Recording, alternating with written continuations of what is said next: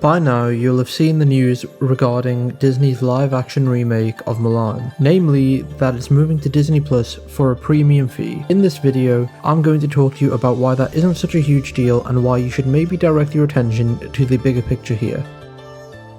When Disney announced that they'd be moving Mulan to Disney Plus for select regions, namely those where the service is live, people rejoiced for about 5 seconds, and then they realised that they'd be getting charged a quote whopping $29.99 for a rental of it.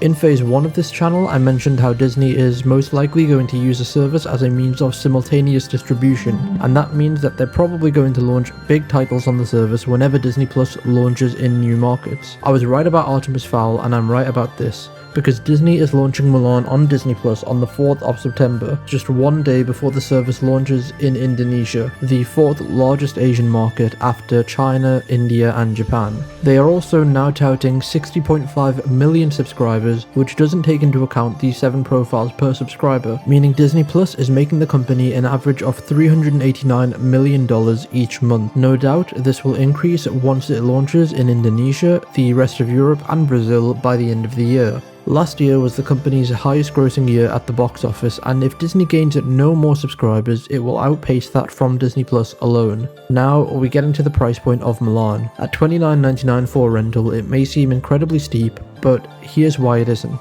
Number 1, it isn't really a rental. What I mean by this is that it isn't a rental insofar as a streaming service isn't a rental, i.e. you get to keep it for as long as you keep your membership to Disney Plus.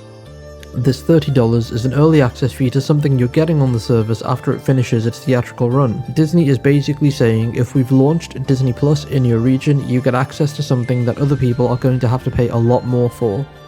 Number 2, Disney is not in the minority of streaming services here. It is no surprise that Netflix is a dominant player in the market. With almost 200 million subscribers, Netflix is one of the only big services in the Western world that doesn't charge you for extra content. How does it do that? It charges double for the price of Disney Plus for a comparable feature set. With Netflix, at least in the UK, you pay £11.99 for 4 streams and UHD. With Disney Plus, you pay £5.99 for 4 streams and UHD. Obviously, the content library is vastly different, but you get the picture here. If you look at the other streaming services, you've got Hulu, which charges $11.99 a month for an ad-free experience, which you can also get add-ons for even more content. Apple TV Plus is charging $4.99 a month with an extremely small library, add-on channels, and rentals and purchases. Then you have Amazon, which is $7.99 a month, and that also has a library, channels, rentals, and purchases. What I'm getting at here is that Disney is not in the minority of services charging extra for premium content.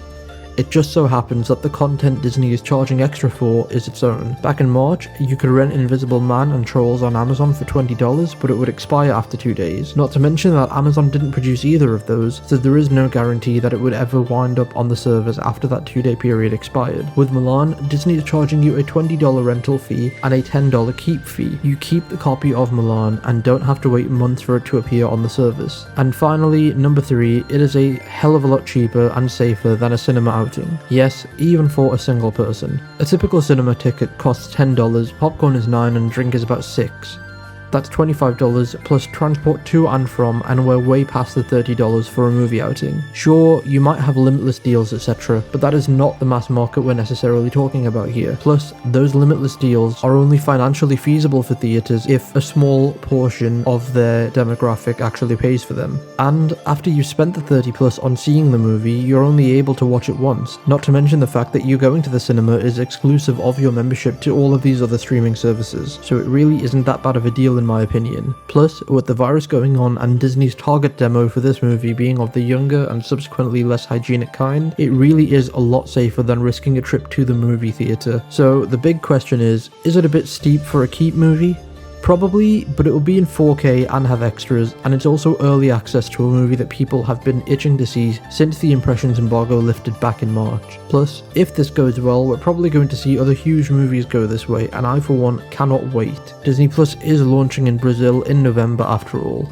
Thanks so much for watching. I know that I haven't been active since about May, but it's been really hectic the past few months. If you like this video and if you want to see more like it, please let me know in the comments down below, and let me know if you plan on renting and buying Mulan when it comes out. Everyone stay safe, and I will see you all next week.